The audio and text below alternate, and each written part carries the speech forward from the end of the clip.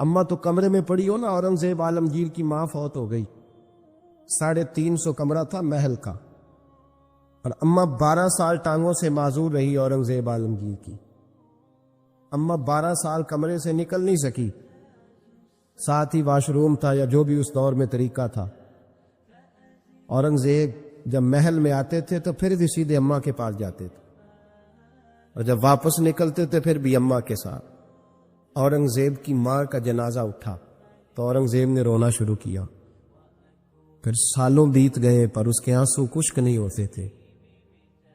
ایک شخص نے کہا تیری کوئی انوکھی مر گئی ہے، ساری دنیا کی مرتی ہیں؟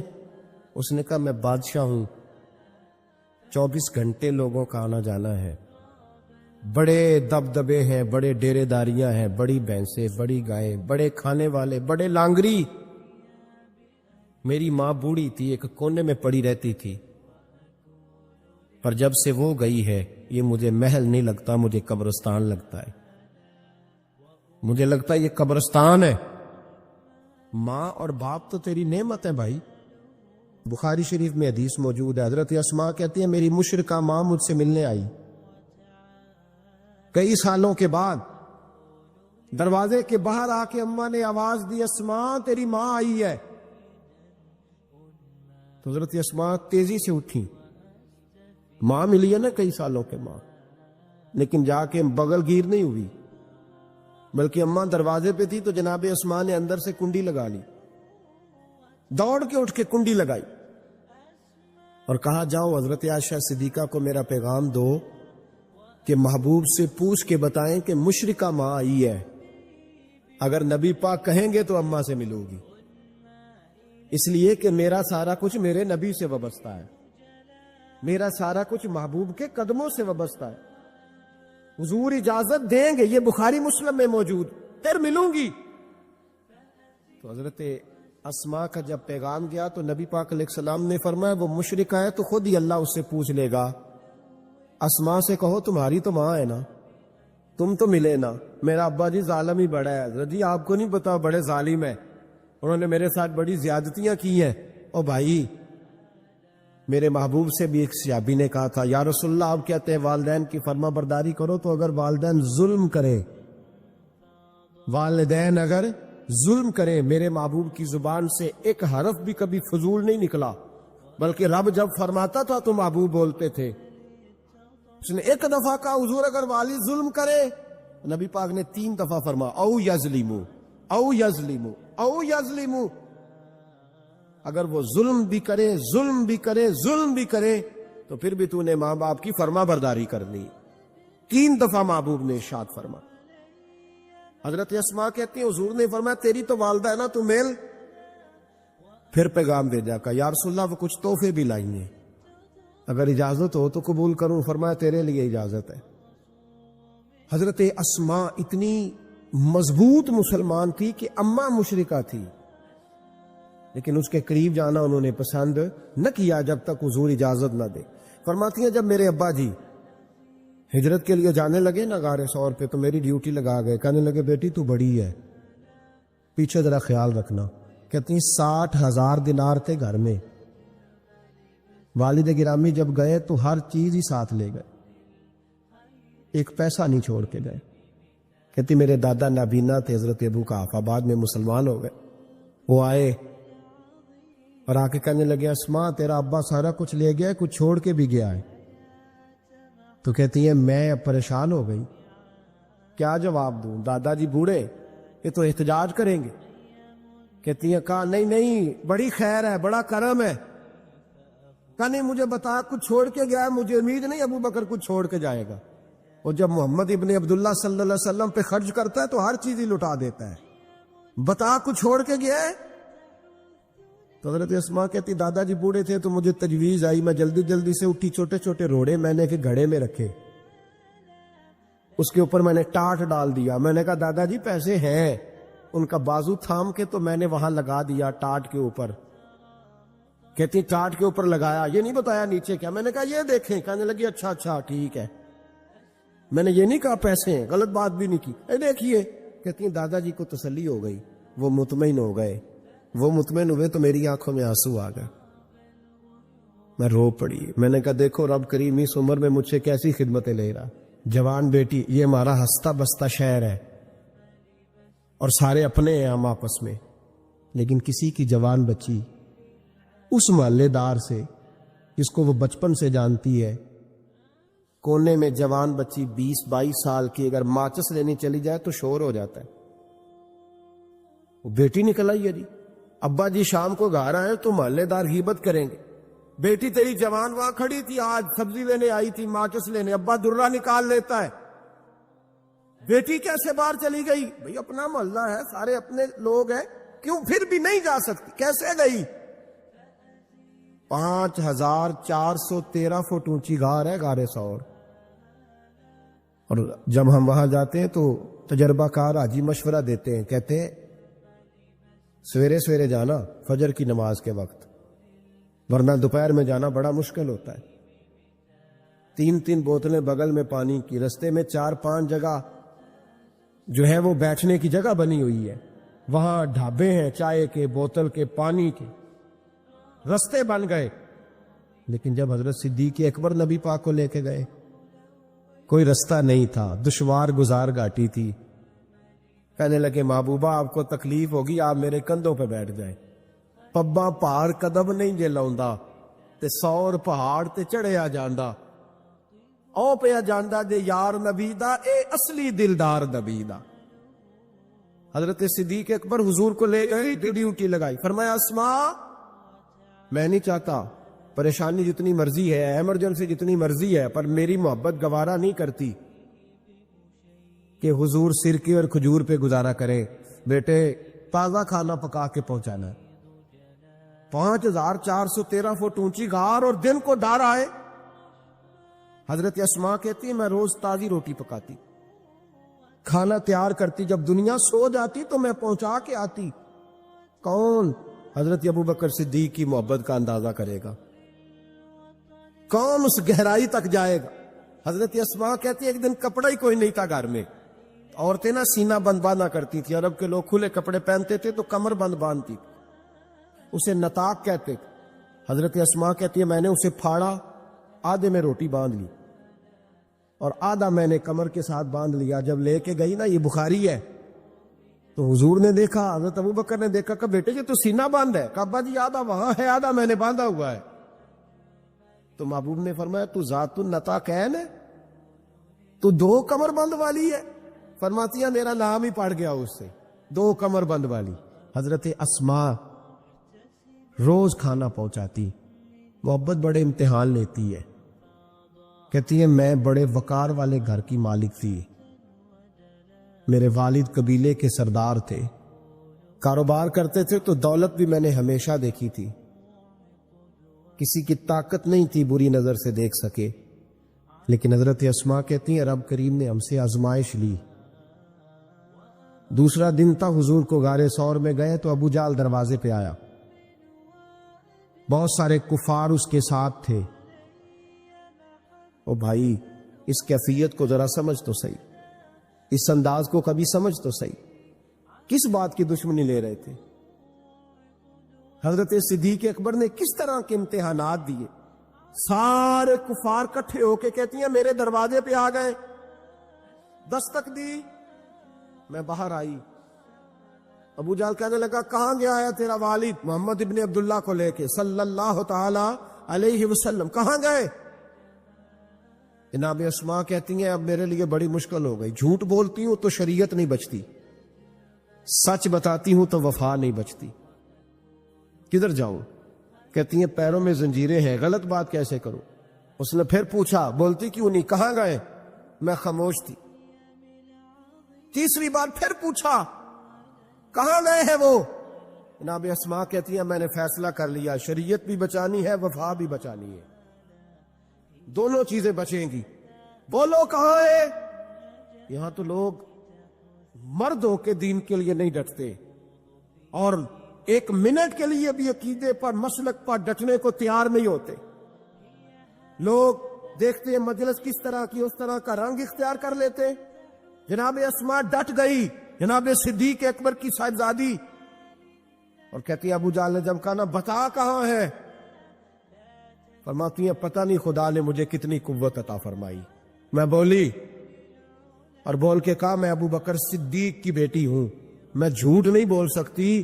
کہنے لگی ابو جہل سن, مجھے پتا ہے وہ دونوں کہاں ہیں, پر میں تمہیں بتاؤں گی کوئی نہیں. مجھے پتا ہے پر میں تمہیں, ہو ہلکا یارا تو بریشم کی طرح نرم, رزم حق کو باطل ہو تو فولاد ہے مومن. پتا ہے مجھے وہ کہاں ہے, پر جرت ہے تو پوچھ کے دکھا.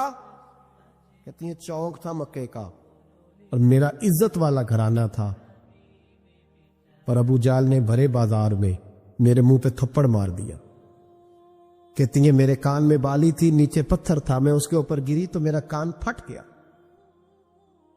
لوگوں نے ابو جال کو پکڑا لے گئے. فرماتی ہیں وہ آزمائش بھی میں نے دی, امتحان بھی دیا. پھر میں اندر آئی اور میں نے پھر اپنے اس بہتے خون کو اپنے کپڑے کے ساتھ صاف کیا, منہ کو لپیٹا اور پھر میں کھانا پکانے لگی. کہتی ہیں اسی طرح کھانا پکایا, اسی طرح تیاری کی. غار ثور پہ جو پہنچی تو ابو بکر صدیق نے لپٹا ہوا منہ دیکھا. بیٹی کو تکلیف میں دیکھے اور پھر باپ رات سو جائے, یہ ہو نہیں نہ سکتا. تو کہا اسماء بیٹے چہرے کو کیا ہوا, کیا بات ہے؟ عرض کی کچھ نہیں ابا جی. فرمایا نہیں بیٹے کوئی تکلیف ہے, کوئی چوٹ ہے؟ نہیں ابا جی کچھ نہیں. حضور نے فرمایا اسماء کھول نہ بیٹے چہرہ کیا ہے. جناب اسماء نے کپڑا ہٹایا تو خون بہنے لگا. کیا ہوا؟ عرض کی حضور کچھ نہیں, ابو جال آیا تھا, پوچھتا تھا کیا بتاتی, جھوٹ بولتی تو شریعت میں اجازت نہیں تھی, بتا دیتی تو آپ کو تکلیف ہوتی. اس نے نا بڑے چوک میں تھپڑ مارا, میرا کان پھٹ گیا. حضور میں نے کچھ بتایا نہیں. نبی کریم سید عالم علیہ الصلوۃ والسلام کے ہاتھ اٹھے اور عجیب دعا دی حضور نے. کہا اللہ میں ابو بکر سے اور اس کے گھر سے راضی ہوں, تو بھی ان سے راضی ہو جا. حضرت اسماء بنت ابی بکر صدیق رضی اللہ تعالی فرماتی اس انداز میں قربانیاں دیں. پھر ایک وقت آیا, فرماتی ہیں میرے گھر میں دولت تھی, مال تھا, میں نے بڑا کچھ دیکھا تھا, لیکن میرے لیے رشتہ آیا نبی پاک کی کے بیٹے کا, حضرت زبیر بن عوام. یہ حضور کی پھوپھی کے بیٹے بھی ہیں اور جو 10 صحابہ کو حضور نے جنت کی بشارت دی اس میں بھی شامل ہے. حضور نے فرمایا میرا حواری ہے زبیر بن عوام, اور 10 مبشرہ صحابہ میں شامل ہے. لیکن گھر میں غربت تھی, تنگ دستی تھی, مجبوری تھی. جناب اسماء کہتی ہیں میرے ابا جی نے کہا بیٹا تیرے لیے رشتہ آیا ہے. میں نے کہا کس کا؟ کہا حضور کی پھوپھی کے بیٹے زبیر بن عوام کا. کہتے میں نے تھوڑی دیر کے لیے سوچا کہ وہاں تو بڑی غربت ہے. تو جناب صدیق اکبر نے اگلا جملہ کہا, فرمایا تمہیں پتہ ہے رشتہ بھیجا کس نے؟ کہا ابا جی کس نے؟ کہا مصطفیٰ کریم نے. جناب اسماء کہنے لگی پھر آپ کو مجھ سے پوچھنا نہیں چاہیے تھا, پھر حضور نے پسند کیا ہے, محبوب نے, اتنے میرے نصیب. حضرت اسماء کہتی ہے میں اس گھر سے گئی تھی جہاں 3 غلام ہر وقت ہوتے تھے, اور یہ بخاری مسلم میں آپ کو ملے گا. بیٹیوں کی تربیت ہم کرتے ہیں, وہ کہتے ہیں او سسرال میں کام کرنا پڑتا ہے, سویرے اٹھنا پڑتا ہے, ایسے کرنا پڑتا ہے. سنو جناب صدیق اکبر رئیس مکہ اور مدینہ کی بیٹی فرماتی ہے میں جب زبیر بن عوام کے گھر میں گئی تو میں آٹا بھی گوندتی تھی, میں کپڑے بھی دھوتی تھی. محبوب نے میرا رشتہ کرایا نا. فرماتی ہیں میں چکی بھی پیستی تھی. فرماتی ہیں زبیر بن عوام نے گھوڑا رکھا ہوا تھا, وہ جب باہر جاتے تو میں گھوڑے کے لیے چارہ بھی کاٹ کے لاتی تھی. میں اس گھوڑے کو بھی سنبھالتی تھی, میرے ہاتھوں میں چھالے پڑ جاتے. ایک دن میرے ابا جی نے دیکھ لیا, ابو بکر صدیق بڑے پریشان ہوئے. کہتی ہیں انہوں نے جا کے محبوب کی بارگاہ میں عرض کی حضور اگر آپ اجازت دیں تو میں زبیر کو ایک غلام نہ دے دوں, میری بیٹی کام کرتی ہے, اس کے ہاتھوں میں نے چھالے دیکھیں, ایک غلام نہ دے دوں.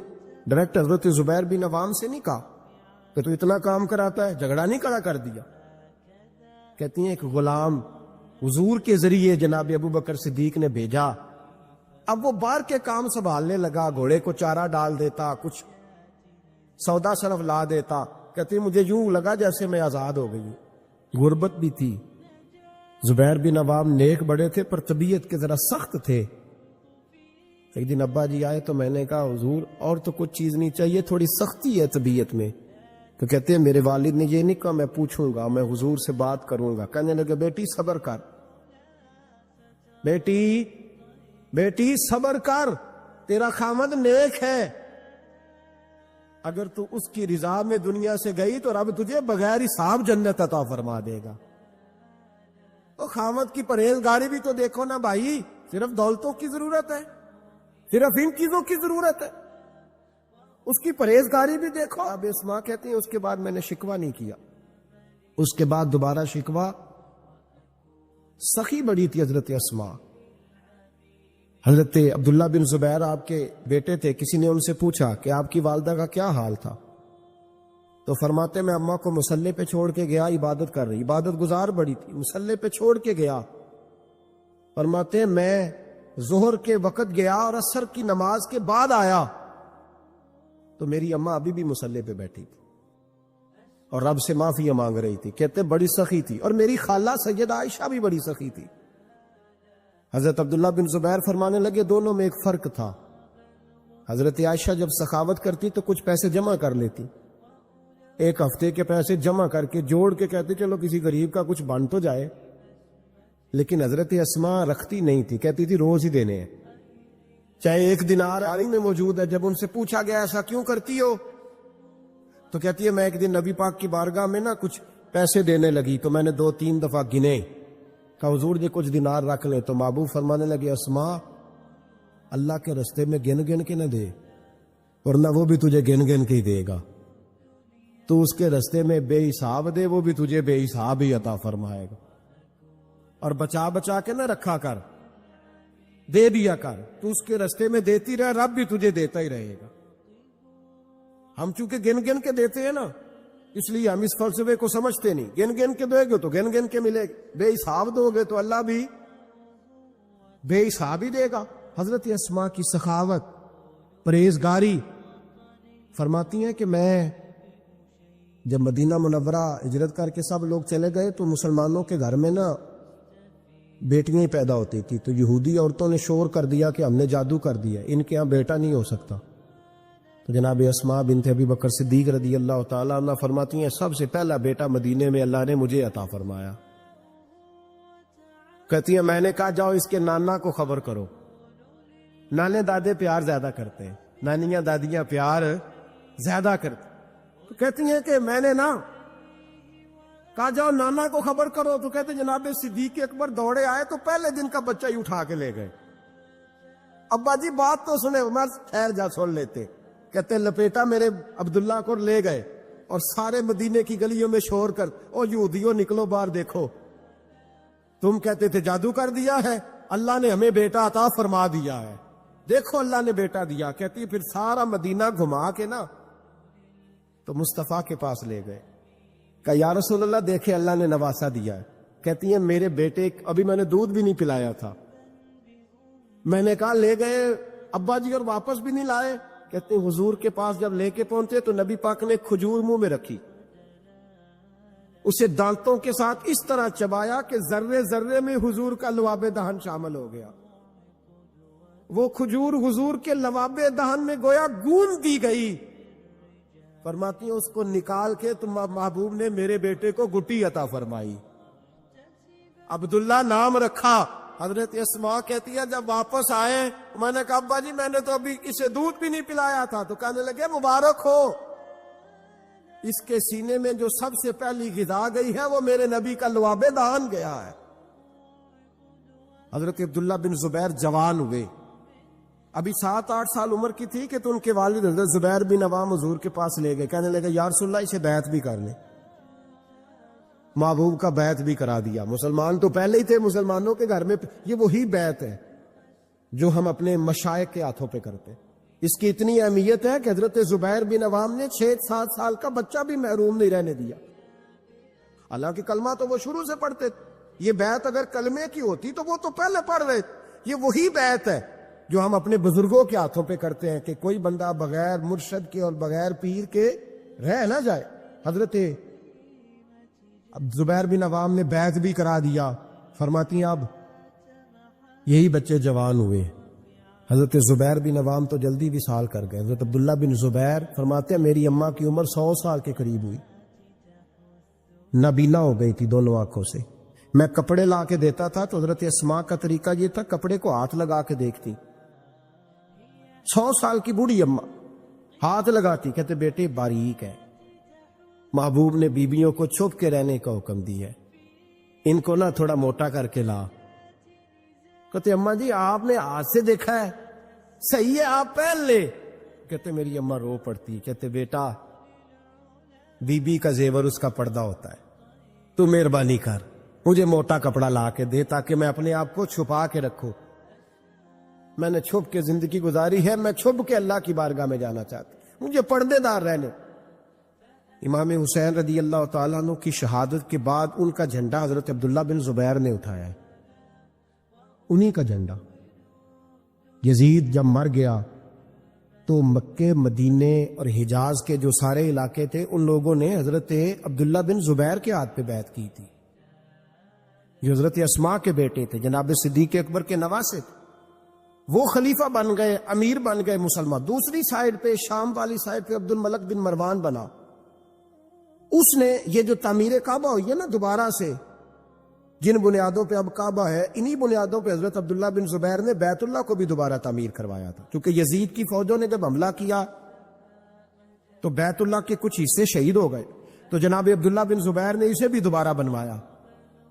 عبد الملک بن مروان نے حجاج بن یوسف کو ان کے مقابلے میں بھیجا. لڑائی ہونے لگی, 5.5 مہینے جنگ ہوتی رہی. حضرت عبداللہ بن زبیر کی فوجیں کچھ تو شہید ہو گئے لوگ, کچھ بکھر گئے, آپ اکیلے رہ گئے. کہتے میری 100 سال کی بوڑھی اماں, میں اماں سے مشورہ کرنے آیا حضرت اسماء سے. بچے اس لیے بزدل ہوتے ہیں کہ باپ انہیں دلیری سکھاتا ہی نہیں. کہتے 100 سال کی بوڑھی اور نابینا اماں, کیوں نہیں بچے جہاد کے لیے تیار ہو رہے؟ مائیں کہتی ہیں شاید گھر میں رہیں گے تو موت نہیں آئے گی, شاید یہ اندر رہیں گے تو بچ جائیں گے. فرماتی 100 سال کی بوڑھی اماں سے جا کے کہا اماں اب تو میں تقریباً اکیلا رہ گیا ہوں, کیا کروں؟ تو کہتے میری ماں کہنے لگی حضرت اسماء بیٹے پہلے تو یہ بتا کہ تو حق پہ ہے کہ نہیں.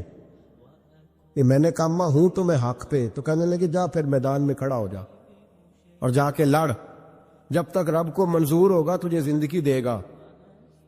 اور بیٹا یاد رکھ جسے شہادت ملتی ہے اسے بھی اللہ کی مدد کے ساتھ ہی ملتی ہے, شہادت بھی اللہ کی مدد سے ملتی ہے, میدان میں جا. تو کہتے میں نے اپنی اماں سے کہا اماں یہ جو حجاج ہے بڑا ظالم ہے, سنا ہے جب کسی کو قتل کرتا ہے تو لاش کے ٹکڑے ٹکڑے کر دیتا ہے, وجود سارا کاٹ ڈالتا ہے.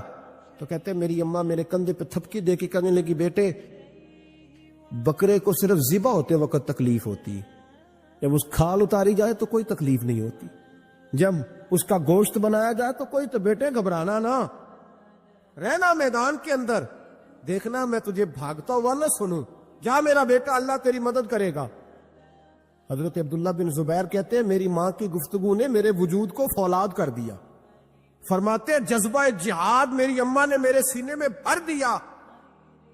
جب میں نکلا میدان میں تو حضرت اسماء پھر پکارنے لگی, کہنے لگی عبداللہ یہ یاد رکھنا کہ تم اس کے بیٹے ہو جس کو میرے نبی نے اپنا حواری کہا تھا, اور نبی پاک نے تیرے باپ کو دنیا میں جنت کی بشارت دی تھی. اور یاد رکھنا کہ تیری دادی مصطفیٰ کی سگی پھپھی تھی, اور یہ بھی یاد رکھنا کہ تیرے نانا وہ ہے جنہیں دنیا صدیق اکبر کہتی ہے. اور یہ بھی ذہن میں رکھنا کہ تیری خالہ وہ ہے جو ام المومنین سیدہ عائشہ ہے. بیٹا جب میدان میں لڑنا تو اپنے خاندانی وقار کا ضرور خیال رکھنا, یاد رکھنا تم کون ہو, کس کے بیٹے ہو, کس کے بھانجے, کس کے بھتیجے, کس کے نواسے, خیال رکھنا. حضرت عبداللہ بن زبیر لڑے اور جب شہید ہو گئے تو حجاج بن یوسف نے ان کی لاش کو چوک میں لٹکا دیا، مکے کے چوک میں جہاں جنت المالا ہے، اس چوک میں ان کی لاش لٹکی۔ 14واں دن ہو گیا لاش کو لٹکے ہوئے، تو عبداللہ بن عمر گزرے، فرمانے لگے یہ دیکھو شاہ سوار لٹکا ہوا ہے، اور دیکھو 14 دن بیت گئے، اس کے وجود سے جب بھی کوئی سونگتا ہے اسے میٹھی خوشبو ہی آتی ہے۔ اور عبداللہ بن عمر فرمانے لگے خوشبو کیوں نہ آئے، اس کے وجود میں جو پہلی غذا گئی تھی وہ مصطفیٰ کا لعاب دہن داخل ہوا تھا۔ 14 دن گزر گئے، حجاج نے پیغام بھیجا حضرت اسماء کو، میری بات سنو۔ آپ فرمانے لگی میں تو کسی کے پاس نہیں جاتی، اور میں سرداروں کو کیا سمجھتی ہوں، جا دوڑ جا۔ کہنے لگا میں زبردستی بلوا لوں گا، فرمایا طاقت ہے تو بلوا کے دیکھ، میں ابو بکر کی بیٹی ہوں۔ حجاج خود ملنے آیا اور آ کے کہنے لگا میرے بارے میں آپ کا کیا خیال ہے؟ تو حضرت اسماء کہنے لگی خیال کیا ہونا ہے، نبی پاک نے فرمایا تھا میری امت میں ایک کذاب آئے گا، ایک قاتل آئے گا۔ کذاب مختار سقفی تھا اور قاتل تو ہے۔ کہنے لگا تجھے پتہ نہیں چلا میں نے تیرے بیٹے کا کیا حال کیا؟ تو حجاج کہتے ہیں ایسا جملہ کہا حضرت اسماء نے کہ میری سوچ ہی بدل دی، میں نے کہا دیکھا میں نے تیرے بیٹے کا کیا حال کیا؟ تو حضرت اسماء کہنے لگی تو نے تو صرف اس کی دنیا خراب کی ہے، اس نے تو تیری آخرت خراب کر دی۔ تو یہ سمجھ نہیں آئی، تو نے دنیا خراب کی، اس نے تو تیری آخرت خراب کر دی، ابھی تو سمجھا نہیں؟ تو کہنے لگا اماں تو بوڑھی ہے، تجھے شاید پتہ نہیں کہ تیرے بیٹے کی لاش لٹکی ہوئی ہے۔ تو کہتے ہیں حجاج کہتے ہیں حضرت اسماء کہنے لگی شکر ہے اللہ کا، شکر ہے اللہ کا، میرے بیٹا لٹک تو گیا ہے پر کسی ظالم کے آگے جھکا تو نہیں نا، شکر ہے اللہ کا۔ اور کہنے لگی شاہ سوار لٹکے ہی ہوتے ہیں، جو شاہ سوار ہوتے ہیں وہ سواریوں پہ ہی ہوتے ہیں، حجاج جا۔ حجاج بن یوسف کہتا ہے جب میں باہر نکلا تو بڑی بڑی تلواریں میرا سر نہیں جھکا سکی تھی، پر حضرت اسماء کے جملوں نے میری گردن جھکا دی۔ لوگ مجھ سے پوچھتے تھے فاتح کون ہے؟ آپ کے عبداللہ۔ تو حجاج کہتا نہ میں، اور دوسروں کو تو وہ ماننے کو تیار ہی نہیں تھا نا، کہتا ہے فاتح دیکھنا ہے تو وہ ابو بکر کی بیٹی اندر بیٹھی ہے، وہ سب سے زیادہ فاتح، وہ فاتح ہے، اس کا حوصلہ جوان ہے، جس کے سینے میں ایمان کی قوت تگڑی ہے، جو آج بھی ان اصولوں پہ قائم ہے جو مصطفیٰ نے دیے تھے۔ حضرت اسماء اپنے بیٹے کے شہادت کے 3-4 دن کے بعد ہی وصال کر گئیں۔ 100 سال کی اسماء کا جب جنازہ اٹھا تو پھر دیکھا مکے کے لوگوں نے اور مدینے کے لوگوں نے کہ بادشاہوں کے جنازے میں اتنی خلقت نہیں آتی جتنی اس خاتون کے جنازے میں لوگ آئے، اور لوگ کہہ رہے تھے آج وہ خاتون دنیا سے گئی ہے جس خاتون نے اپنی زندگی کے 80 سال رسول اللہ کے دین کو دیے۔ بھائی یہ بات آج اس لیے ان کا ذکر، کیونکہ ان کا وصال بھی جمادی ثانی میں ہوا، اس لیے چھیڑا ہے۔ اپنے گھروں کے اندر ہم نے تربیت کا، بیٹیوں کی تربیت کا وہ والا ماحول بنانا ہے جو حضرت اسماء بنت ابی بکر کا تھا۔ ہماری بچیاں کہتی ہیں دکھ ہی بڑے تھے، غربت ہی بڑی تھی، ساری زندگی ٹینشن کی نظر ہی ہو گئی، ہم کیسے جمع ہوتے۔ وہ تو امیر گھر سے غریب گھر میں آئی تھی، غربتوں کی ٹینشن نے کبھی انہیں پریشان نہیں کیا، بلکہ ان کے ایمان کو جلا بخشی، توانا رہیں۔ جب مائیں حضرت اسماء جیسی ہوتی ہیں تو بیٹے حضرت عبداللہ بن زبیر جیسے پیدا ہوتے، اتنے تگڑے اور دلیر بیٹے پھر دنیا کو ملتے۔ اپنی بچیوں کی تربیت کریں، سارا دکھ روٹی کا ہی ہے، دولت کا ہی ہے، جائیداد کا ہی ہے، کھانے پینے کا ہی ہے، اور بھی غم ہے زمانے میں محبت کے سوا، کچھ اور بھی توجہ کریں بھائی، یہ تو ایک جوز ہے، تو ایک جوز ہے صرف زندگی کا، باقی ساری زندگی تو آگے پڑی ہوئی، ان کی تربیت کریں، اصل نہج پر انہیں سمجھائیں۔ حضرت اسماء نے روشن کردار ادا کیا، تقوی، پرہیزگاری، عبادت، سخاوت، رسول اللہ کی نوکری، نبی پاک کی کامل محبت، اپنے بچوں کی تربیت، حضور کی ہر بات کے ساتھ وفا ان کا ترہ امتیاز رہا، وہ ہمیں سبق دے کے گئیں۔ اگر دنیا میں زندہ رہنا ہے تو محبوب کے بن کے رہو، زندہ رہو گے، تابندہ رہو گے، پائندہ رہو گے، ہمیشہ مدحت خیر الانام میں گزرے۔ دعا ہے یہ عمر درود و سلام میں گزرے۔ ایک صحابی تھے جو حضور کو ہنسایا کرتے تھے، حضور کو ہنساتے تھے، نبی پاک کو بڑے پیارے تھے۔ اس طرح کے بھی کچھ بندے ہونے چاہیے اس طرح کے بھی کچھ بندے صحابہ کرام علیہم رضوان فرماتے ہیں جب حضور غم امت میں پریشان ہوتے تھے تو ہم منتظر ہوتے تھے کہ کبھی وہ ہنسانے والا آج آ جائے نا، دو چار باتیں ایسی کر جائے نا ہنسانے والی تو معاملہ ٹھیک ہو جائے۔ کچھ لوگ ایسے ہوتے ہیں جن کو دیکھ کے ہی چہرے پر تازگی آ جاتی ہے، مثل تعویذ ہوتے ہیں نا کچھ لوگ، وہ جب بھی ملتے ہیں شفا ہوتی ہے۔ تو یہ حضور کے پاس بیٹھے ہوئے تھے اور ہنسانے والی گفتگو کر رہے تھے، تو نبی پاک بھی ان سے باتیں کرنے لگے۔ تو بات کرتے کرتے نا حضور نے انگلی ان کی طرف بڑھائی تو ان کے وجود کو انگلی لگ گئی۔ ایک تو وہ روایت ہے نا کہ صفیں سیدھی کراتے وقت حضور تیر کے ساتھ صفیں سیدھی کرا رہے تھے تو ایک صحابی کے پیٹ پہ لگ گیا، انگلی لگ گئی۔ عجیب دیوانے ہیں، کہنے لگے آپ نے مجھے تکلیف دی ہے معاذ اللہ، انگلی چبھو دی، میں نے تو بدلہ لینا ہے۔ ہمارے ہاں مسئلہ یہ بن گیا ہے کہ کوئی بڑا آدمی بھی اپنے آپ کو قانون کے حوالے نہیں کرتا۔ ملک سے لے کر امت مسلمہ کے کل مسائل تک ہمارے ملک کے اندر ہر بندہ، اس کا مزاج ہوتا ہے کہ وہ اپنے آپ کو قانون سے بالا تر سمجھتا ہے۔ لائن میں لگنا لوگ پسند نہیں کرتے، یہ ایک بہت بڑا مسئلہ ہے۔ حضور صلی اللہ علیہ وسلم کی انگلی لگ گئی تو کہنے لگے آپ نے تو مجھے تکلیف دی ہے، میں تو بدلہ لوں گا۔ تو حضور نے فرمایا لے لے بدلہ۔ اپنے آپ کو قانون کے حوالے بڑا آدمی جب کرتا ہے تو قانون کی عزت بڑھتی ہے، قانون کا وقار بڑھتا ہے، سوسائٹی کے اندر پھر طاقتور قانون ہو جاتا ہے۔ لیکن جب غریب آدمی کے لیے قانون اور ہو اور امیر کے لیے قانون اور ہو، تو اصل معاملہ تو قانون کی بالادستی کا ہے، آئین کی پاسداری کا ہے، اصولوں پہ کھڑے ہونے کا۔ تو نبی پاک صلی اللہ تعالی علیہ وسلم سے کہا کہ میں، حضور نے فرمایا لے لو بدلہ۔ یہ حقوق العباد کی نزاکت عرض کر رہا ہوں، لے لو بدلہ۔ انہوں نے کہا جی پیٹ سے کپڑا ہٹائیے، تو حضور نے پیٹ سے کپڑا ہٹا دیا۔ تو بڑے دیوانے آدمی تھے، انہوں نے امت کو بتانا تھا کہ کچھ اس طرح کے رنگ بھی ہوتے ہیں محبت کرنے کے لیے، الٹی ہی چال چلتے ہیں دیوانگانے عشق، آنکھوں کو بند کرتے ہیں دیدار کے لیے۔ اس طرح بھی کبھی کبھی ہوتا ہے۔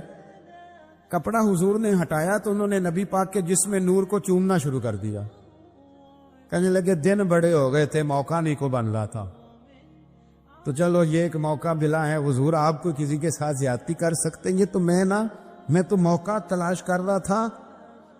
اور میرے بھائی نماز کا بھی موقع تلاش کرتے تھے صحابہ، جہاد کا بھی موقع ڈھونڈتے تھے، پر محبوب سے محبت کا بھی موقع ڈھونڈتے تھے۔ کبھی کبھی نا محبت کا بھی تو موقع نرے خشک نہیں نہ ہو جانا چاہیے۔ نہ علماں وچ پھسا سانو تو یار دی گل سنا سانو، اوتے علم دا سکہ نہیں چلدا جتھے عشق ہوراں دا ڈیرا ہے۔ تو کبھی ادھر بھی ہیں حقوق العباد کے معاملے میں نزاکت۔ اور پھر جو آیت میں نے قرآن پاک کی پڑھی، ایک تو یہ ہے کہ آپ لوگوں سے معافی لے، معافی مانگے۔ ہمارے ہاں نا معافی کا مزاج، قبول کریں جب کوئی بندہ معافی طلب کرے تو معافی، ہمارے ہاں معافی مانگنے کا رواج میں آپ یقین کریں سرے سے ہے ہی نہیں، بلکہ الٹا لوگ چڑھائی کر جاتے ہیں، کہتے ہیں او خو تم نے معافی مانگ لی ہے تو معاملے ختم ہو گئے۔ اور جو آدمی، میں بڑے زمانے سے کہہ رہا ہوں کہ میرے ملک میں ایک رواج بنتا جا رہا ہے، جس کی زبان جتنی زیادہ سخت ہوتی ہے اس کا عروج اتنا زیادہ ہوتا ہے۔ جو تھوڑا سا شرافت کا مظاہرہ کرے لوگ اسے بزدل سمجھ لیتے ہیں۔ عزیز بھائیوں، اپنی زندگی میں معافی مانگنے کا مزاج بنائیں۔ آپ طلب کریں کہ یار مجھ سے غلطی ہو گئی، میں انسان ہوں۔ آپ یقین کریں ڈھیر سارے لوگ ہیں جن کے ذمہ ڈھیروں معافیاں ہیں، لیکن ان کا مزاج نہیں، ان کی طبیعت نہیں، ان کا تکبر آڑے آ گیا ہے۔ اور میرے نبی پاک صلی اللہ تعالی علیہ وآلہ وسلم نے فرمایا تھا یہی بدلہ دے دو کسی کا دینا ہے تو، یہی معافی لے لو یہی، ورنہ فرمایا یاد رکھنا قیامت کے دن تو اس طرح ہوگا کہ اگر سینگ والی بکری نے بغیر سینگ والی بکری کو مارا ہوگا اسے بھی قیامت میں بدلہ دینا پڑے گا۔ یہی معافی تلافی لے لو یہی۔ تو ہمارے ہاں مزاج نہیں، مزاج بنائے نا آپ، معافی کا مزاج بنائے۔ رسمی ویسے معافیاں مانگتے ہیں، آج بجا رہا ہوں بھائی اگر کوئی ہو گئی تو معاف کر دینا، یہ تو رسم ہے، تو بڑی دنیا ادا کرتی۔ آپ کو پتہ ہے کہاں آپ کو معافی لینی ہے، تو جہاں جہاں اس طرح کے معاملات ہیں وہاں آپ کلیئر کریں۔ صحیح بخاری میں حدیث ہے حضرت ابو ذر غفاری سے، جب کسی نے کہا کہ آپ نے اسی طرح کے کپڑے خود پہنے ہیں جس طرح کہ آپ کے غلام نے پہنے، یہ کیا معاملہ ہے؟ تو فرمانے لگے، اعلانیہ خود بتانے لگے، فرمانے لگے مجھ سے ایک دفعہ غلطی ہو گئی تھی، میں نے ایک غلام کو جھڑک دیا تھا تو نبی پاک نے مجھے تنبیہ فرمائی، تو میں نے اس غلام سے معافی بھی مانگی، اور اس دن سے لے کر آج تک میں جس طرح کا خود لباس پہنتا ہوں اسی طرح کا اپنے غلام کو پہناتا ہوں۔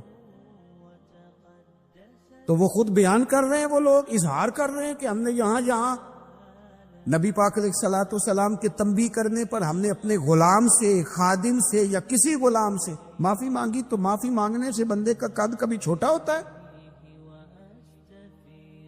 میرے نبی پاک علیہ السلام نے فرمایا جو معافی مانگ لے اللہ تو اس کی عزت میں اضافہ کر دیا کرتا ہے۔ تو اس لیے ایک تو جہاں یہ معاملہ ہے وہاں، اور دوسری جو آیت میں نے تلاوت کی اس میں اللہ کہتا ہے کہ غصہ پی بھی جاؤ، معافی مانگو بھی اور معاف کر بھی دو۔ وَالْقَاظِمِينَ الْغَيْظَ وَالْعَافِينَ عَنِ النَّاسِ، فرمایا وہ لوگ جو غصہ پی جاتے ہیں اور لوگوں سے درگزر کرتے ہیں، لوگوں سے درگزر کرتے ہیں۔ وَاللَّهُ يُحِبُّ الْمُحْسِنِينَ، اللہ ان احسان کرنے والوں سے محبت فرماتا ہے، ان سے اللہ پیار کرتا ہے۔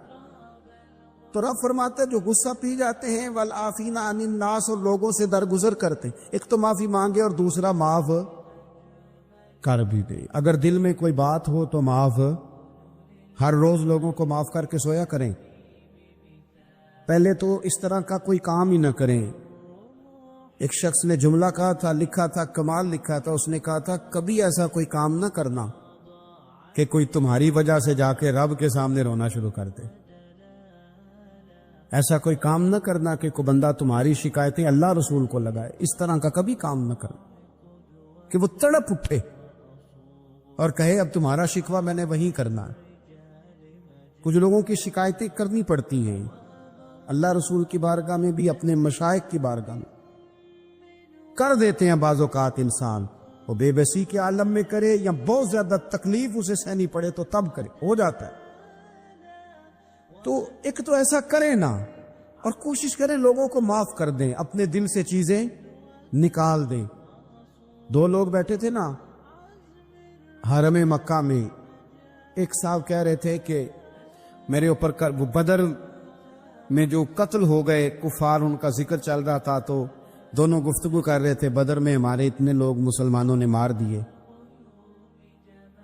تو ایک ان میں کہنے لگے کہ اگر میرے اوپر قرض نہ ہوتا اور میرے چھوٹے چھوٹے بچے نہ ہوتے تو میں تو تلوار لے کے جاتا اور مدینہ شریف جا کے معاذ اللہ بدلہ لے آتا۔ دوسرا کہنے لگا میں دیتا ہوں نا تیرے بچوں کا خرچہ بھی اور میں تیرا قرضہ بھی اتارتا ہوں، تو جا۔ اس نے کہا پکی بات ہے؟ کہا ہاں، قرضہ بھی میں اتار دوں گا، تیرے بچوں کا خرچ بھی اٹھاؤں گا، تو جا۔ اس نے خنجر تیار کیا، تلوار تیار کی، گھوڑے پہ بیٹھا، گلے میں وہ تلوار اس نے اپنے ڈالی اور مدینہ شریف آ گیا۔ اتفاق کی بات یہ کہ ملاقات حضرت عمر سے ہوئی۔ جناب عمر کہنے لگے مجھے تیری نیت ٹھیک نہیں لگتی۔ پکڑا کدھر آئے ہو؟ کہنے لگا میں تو بدر کے قیدیوں کے بارے میں بات کرنے آیا۔ فرمایا تلوار لے کے؟ تلوار لے کے چل تجھے حضور کے پاس لے کے جاتا ہوں۔ نبی کریم کی بارگاہ میں لے گئے تو حضور فرمانے لگے کیسے آئے ہو؟ کیسے آنا ہوا؟ کہنے لگے جی میں تو بدر کے جو قیدی آپ کے پاس ہیں ان کی بات کرنے آیا تھا۔ تو حضور فرمانے لگے چل پھر باقی کی میں سناؤں۔ خیال آیا مسلمان نیک و بد پہچان جاتے ہیں، محمد آدمی کے دل کی باتیں جان جاتے ہیں صلی اللہ تعالی علیہ وسلم۔ فرمایا میں سناؤں؟ حضور کیا؟ فرمایا تم اور فلاں بن فلاں وہاں بیٹھے ہوئے تھے نا حرم مکہ میں، فلاں پہاڑ کے ساتھ ٹیک لگا کے، اور تم نے یہ کہا تھا نا کہ قرضہ نہ ہوتا، بچے چھوٹے نہ ہوتے تو بدر کے مقتولین کا میں بدلہ لیتا۔ یہ سارا کچھ طے کر کے پھر آئے ہو تلوار لے کے، اور یہاں کہتے ہو میں قیدیوں کے بارے میں بات کرنے آیا تھا۔ اس کے تو پسینے چھوٹ گئے، وہ تو بے حال ہو گیا۔ اس نے کہا اس کا تو سوائے اس کے اور میرے کسی کو نہیں پتا، اور اگر آپ کو پتا چل گیا ہے تو پھر آپ اللہ کے سچے رسول ہیں۔ تو حضور اگر آپ کو پتا چل گیا ہے کہ میں قتل کرنے کے ارادے سے آیا ہوں، میں معاذ اللہ بدلہ لینے آیا ہوں، اللہ کرے آپ کو سمجھ آئے میری بات کی۔ یعنی ایک تو یہ ہے کہ بندہ وہ پکڑا گیا ہے، اور ایک یہ کہ کسی کو پتا چل گیا ہے کہ یہ اس کام آیا ہے۔ پھر لوگ جب معافی دیتے ہیں تو بڑی کہانیاں سنا کے دیتے ہیں، ایسے نہیں دیتے۔ حضور اب آپ کو پتا چل گیا ہے تو کیا کریں گے؟ تو حضور فرمانے لگے تو بتانا تیرے ساتھ کیا کریں۔ اس نے کہا کہ میں نے سنا ہے آپ معاف بڑا کر دیتے ہیں۔ یعنی یہ گھر سے کوئی پیار کرنے نہیں آیا، پھولوں کا گلدستہ لے کے نہیں آیا، تلوار لے کے آیا ہے، لیکن یہ میرے محبوب کا حوصلہ ہے۔ اور آیا بھی این مسلمانوں کے بیچ ہے، جو چاہیں اس کے ساتھ کر سکتے ہیں۔ اس نے کہا معاف کر دیں، تو حضور نے فرمایا جا میں نے معاف کیا۔ حضور نے معاف کیا۔ وہ کہتا حضور معاف کر رہے تھے اور رب میرے دل میں ایمان کو تازگی عطا فرما رہا تھا۔ حضور نے معاف کیا اور میں نے کلمہ پڑھنا شروع کر دیا۔